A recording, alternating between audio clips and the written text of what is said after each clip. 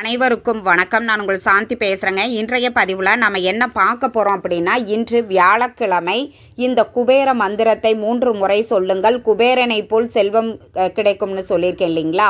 அப்படிப்பட்ட சக்தி வாய்ந்த ஒரு மந்திரத்தை தான் நம்ம இந்த பதிவில் பார்க்க போகிறோம். வாங்க வீடியோக்குள்ளே போகலாம்.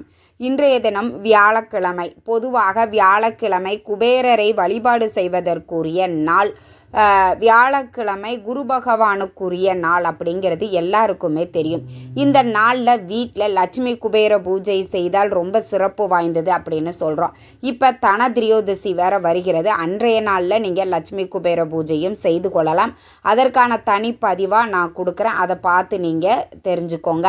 இப்போது இந்த பதிவில் வியாழக்கிழமை அன்று நீங்கள் லட்சுமி குபேர பூஜை செய்தாலும் செய்யவில்லை அப்படின்றாலும் இந்த மந்திரத்தை 3 முறை சொன்னாலே குபேரரினுடைய அருள் உங்களுக்கு பரிபூர்ணமாக கிடைக்கும்.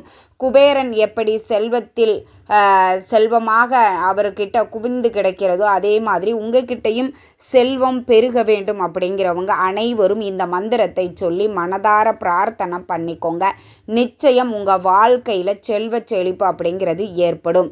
வியாழக்கிழமை அன்று நீங்கள் என்ன செய்ய வேண்டும் அப்படின்னா, வியாழக்கிழமை காலையிலேயே நீங்கள் எழுந்திரிச்சு குளிச்சுட்டு உங்கள் சுவாமி படத்திற்கு முன்பாக லட்சுமி குபேர படம் வச்சிருக்கிறீங்க அப்படின்னா அதற்கு நல்ல தாமரை மலர்கள் இல்லைன்னா நல்ல வாசனை நிறைந்த மலர்களால் அலங்காரம் பண்ணிக்கோங்க.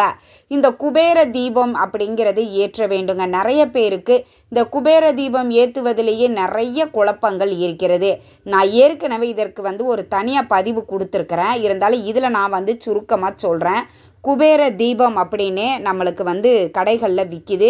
அந்த குபேர விளக்கு நீங்கள் வாங்கிட்டு வாங்க. அதில் நெய் ஊற்றிக்கோங்க. நல்லெண்ணெய்க்கு பதிலாக நெய் ஊற்றுவது அப்படிங்கிறது ரொம்பவே சிறப்பு வாய்ந்தது. அடுத்தது திரி பச்சை நிறத்தில் இருக்கக்கூடிய திரியை பயன்படுத்தணும். நிறைய பேர் என்ன பண்ணுறாங்க, அந்த வெள்ளை நிற திரி பஞ்சு திரி சாதாரண அந்த பஞ்சு திரியவே போடுறாங்க.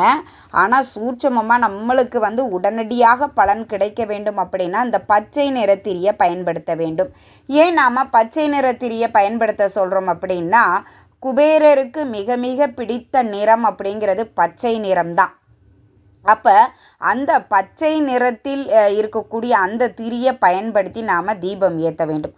குபேர விளக்கில் நெய் ஊற்றி பச்சை நிற திரி போட்டு தீபம் ஏற்ற வேண்டும். இதுதான் குபேர தீபம். இந்த குபேர தீபத்தை நீங்கள் ஏற்ற வேண்டும். இந்த குபேர தீபம் நீங்கள் வடக்கு பார்த்தவாறு நீங்கள் ஏற்றுனீங்க அப்படின்னாலும் ரொம்ப ரொம்ப ரொம்ப ரொம்ப சிறப்பு வாய்ந்தது. அடுத்தது நீங்கள் நெய்வேத்தியம் அப்படின்னு பார்த்தீங்கன்னா, இவருக்கு அவல் பாயாசம், அவல் ரொம்ப பிடிக்கும். அவலில் பாயாசம் பண்ணி வைக்கலாம். இல்லை வேறு ஏதாவது உங்களுக்கு இனிப்பு வகைகள் தெரியும் அப்படின்னா அதையும் நீங்கள் செஞ்சு வச்சுக்கலாம்.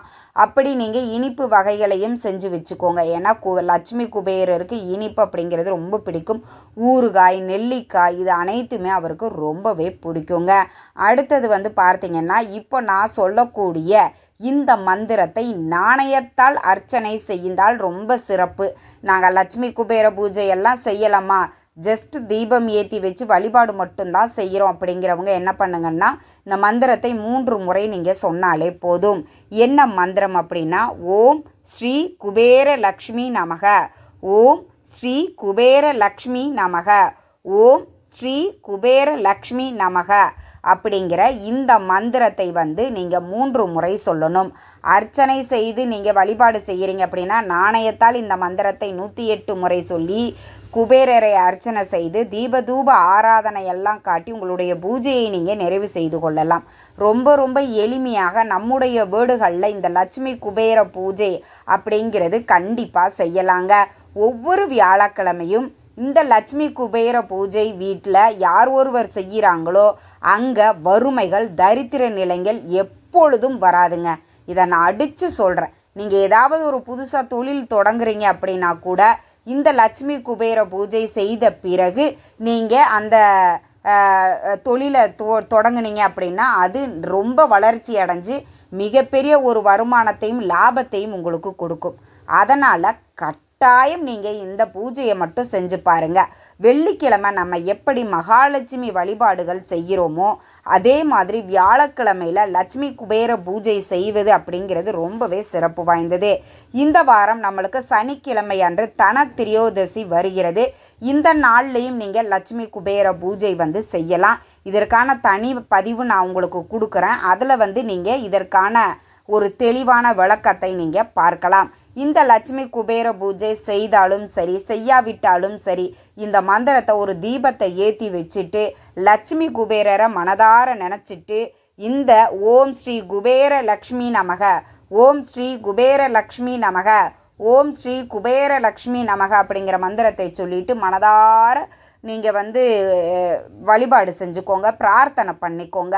எனக்கு இருக்கக்கூடிய பணத்தடைகள் நீங்கி செல்வ செழிப்பு ஏற்பட வேண்டும் அப்படின்னு மனதார பிரார்த்தனை பண்ணிட்டு நீங்கள் கண்டிப்பாக இந்த பூஜையை ஒரு 2-3 வாரம் செய்கிறீங்க அப்படின்னா அதற்கு அடுத்த வாரத்திலிருந்து உங்களுக்கு அப்படியே அடுத்தடுத்து உங்களுக்கு நடக்கக்கூடிய மாற்றத்தை நீங்கள் கண்கூடாக பார்க்கலாம்.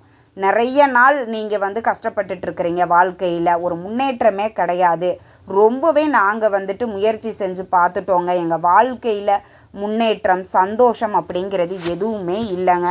நாங்கள் இன்னமுமே ரொம்ப வறுமையில் கஷ்டப்பட்டுட்ருக்குறோம் அப்படின்னு நினைக்கிறவங்க அனைவருமே இதை நீங்கள் ட்ரை பண்ணி பாருங்கள்.